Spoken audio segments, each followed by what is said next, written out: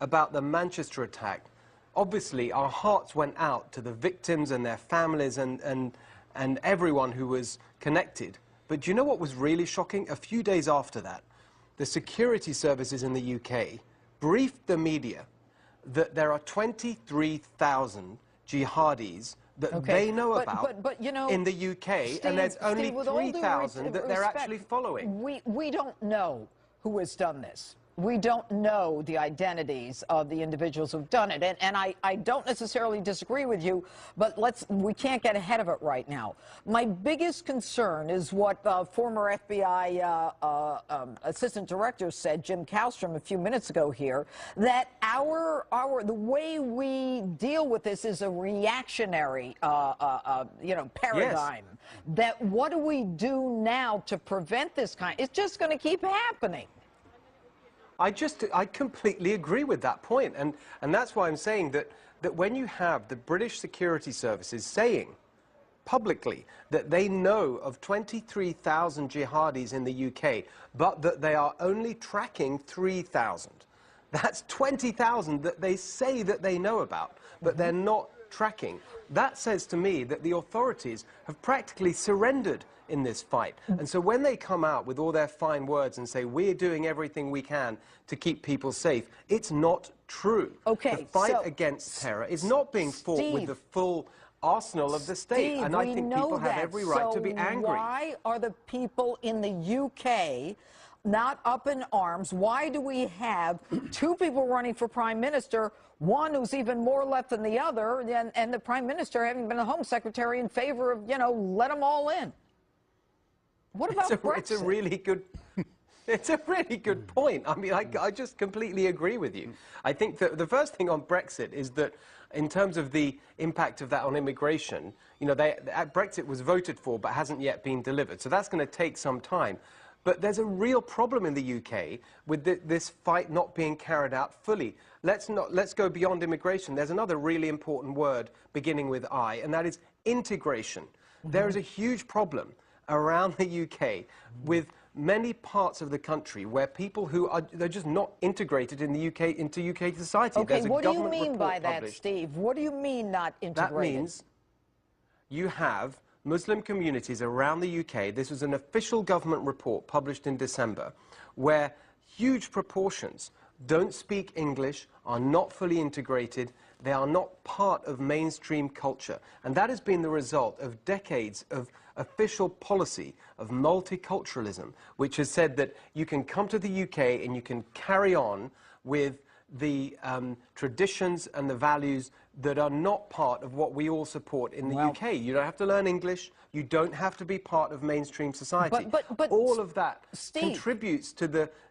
Steve, here's the bottom line.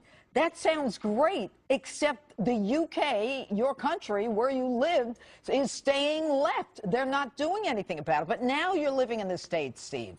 Now, what do you think? Do you think this is coming here next? I mean, is this just a precursor of what's to come?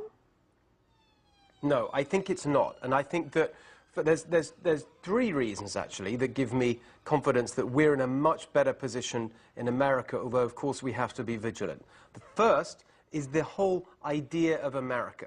When people move to America, they come here because they want to be part of something bigger than themselves. And the whole culture of America is of integrating people behind one idea that we're all citizens in one country. And that is very strongly supported. Are you saying, Steve, that we are more open arms than the people in UK are, that we're more welcoming?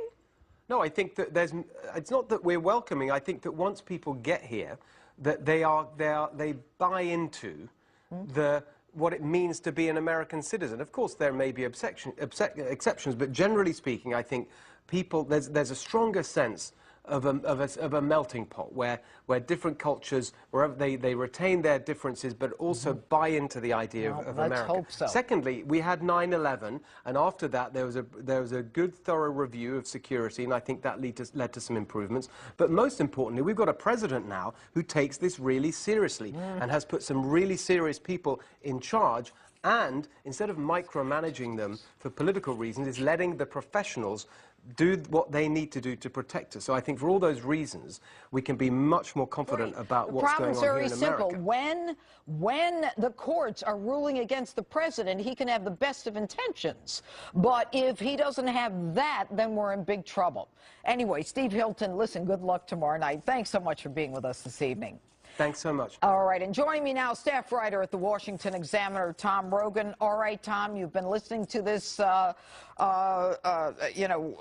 report going on for the last couple hours. What is your take on what's going on in the UK? Coordinated attack, I would think some measure of alignment with ISIS. Then a special point here, which hasn't been noted really, is that ISIS specifically threatened ISIS official in a video in early 2016, an attack on a different market to Borough Market and Tower Bridge instead of London Bridge, but that specificity is concerning.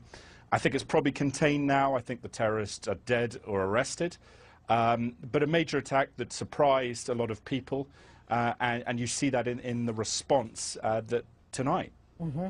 Well, but the good news is what we're hearing from everyone involved, Tom, is that the response was immediate. The lowering of the threat level from critical to severe, I'm sure will be subject to future criticism. And then the idea that, with less than 2 weeks ago, the suicide bomber and the Manchester terror attack, they're talking about doing a concert tomorrow night. I suspect that, if this is, what we think it may be, and we don't know for sure, we know it's terrorism, but we don't know for sure who's involved. I suspect, as just everyone else, I imagine that it's someone already known to authorities. What do they do in the UK? What I think they will do, well, number one, I think tomorrow morning at the Cobra meeting, they will, JTAC will recommend raising the alert level to critical. You'll see the troops back on the streets again, which is an election week. On Thursday, there's a general election, so that'll be interesting. But the second point, I think, is you'll see a restoration of what are essentially called control orders, in which terrorist suspects who the government, the authorities do not believe they have enough evidentiary standard to convict in court, are positioned in a kind of probation-based environment where they are tagged with electronic ankle monitors. They have to report to the police station. I suspect legislation will come in to reinstigate that. Okay, so Tom, what you're saying then is that for those people who may be on a list or under the watchful eye of Cobra, MI5, whoever the group is, that now of the 3,000 of the 23,000 that maybe will, pass a law and maybe put a monitor on. It's too late. We're always reacting. The paradigm has to be changed. We need to be able to identify these people and prevent them from going out of the country and come back in. Why is the UK voting between a liberal and someone who's liberal, even more liberal? What's going on there? Well, look, I think Theresa May on counterterrorism has been relatively tough. The issue is no, she was Home Secretary. She wanted everybody in the place. Well, I'm not sure about that. I think if you look at actually her reputation with MI5, the Home Secretary, she had a pretty good one. But look, the functional issue here there are is two different issues: a reputation with MI5 and being Home Secretary. I mean, you were talking about immigration, versus. Well, go ahead. Okay, well, so I would say we could have that, debate. I would say yes, there is uncontrolled immigration clearly is a major concern. Steve Hilton is absolutely right on that point of integration. But I think the functional issue here is what Jim Mattis has been saying in terms of the war against ISIS moving from a position of attrition to annihilation. And that matters because if you see the connection point between the Paris-style attackers and Omar Mateen, the Orlando attacker, what sustains them is their belief that the black flag of ISIS is an ordained cause, that it unifies, that it gives a sense of purpose, and thus committing atrocities has moral and political value. And if you destroy the caliphate, right, if you have Sunni Arabs who fought alongside the Marines in 2006, essentially with their boot on the ISIS flag smiling in photographs, suddenly those future young men who might say this is fantastic think it's kind of a loser cause. That matters. There's a reason this is happening now and it wasn't happening in 2011. All right, Tom Rogan, thanks so much for being with us tonight. And back with me, conservative columnist and author Mark Steyn. All right, Mark. What we're focusing on now is the claim that, we may be able to now identify these people and stop them. What's your take? No, with respect to Tom and Steve, I think that would have been a fascinating debate to have 15 years ago. The German police say to monitor one of these guys takes 60 people. That's right. So that if you've got 23,000, I'm doing my math here, that would have to be something like 1.8 million people to monitor them all, which is ridiculous. They don't have the resources to monitor them. No, and you can't. And they have a huge security state at the moment, and all that means is that you're picking up body parts 3 times in 10 weeks. Somebody needs, and if I were running in this Thursday's election, I would be saying, look, we don't need mass immigration. If we maybe did in the 1950s and 1960s, we don't need it now. And we're in a situation where British subjects have been blown up in their own country, in their own streets, going to pop concerts, going to pubs, going to restaurants, 3 times in 10 weeks. That's enough. We're having a moratorium until we gain control of the situation within our country. Let's assume they have that moratorium. You've got 23,000 people, 3,000 that they're very focused on, Right. and they don't have the legislative authority. And I want to try to jump from that to United States. Right. We don't have the authority to stop them from coming back if they're citizens. No, and you have to be able, as has been said, a constitution is not a suicide pact. And if the constitution here means that any goat herd in Yemen who feels the urge to get on a plane, and a district judge says you're not allowed to prevent that goat herd in Yemen getting on a plane.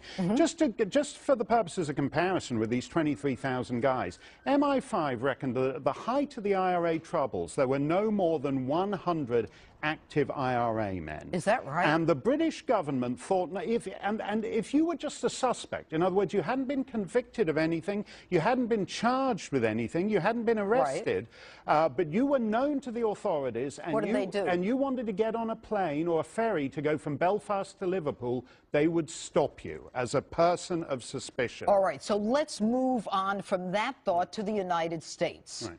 Given what we're seeing, and clearly everything seems to be moving west. Right.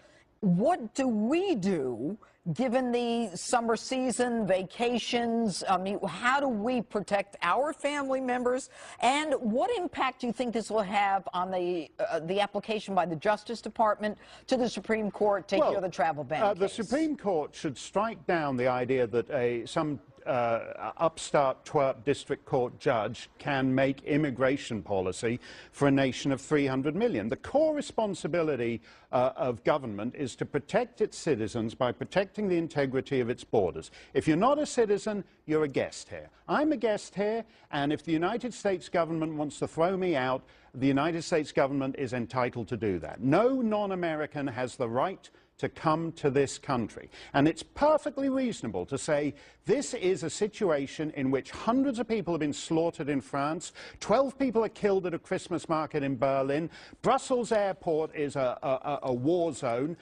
These are peculiar circumstances, and we are not having mass immigration anymore. All right, Mark Stein. In the meantime, one update to report. The London Ambulance Service saying 20 victims in these attacks are currently being treated at 6 area hospitals. No official word on fatalities yet.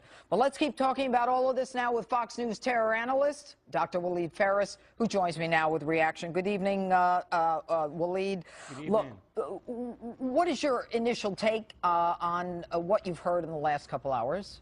Well, judged through the fog and bureaucratic understanding, what Britain is facing off with now is a network of jihadists. That's lesson number one. Do we know for sure it's jihadists? Every time I've asked the question when an operation like this is happening, I say give it a few hours. Give it until ISIS would issue the press release. There's a pattern.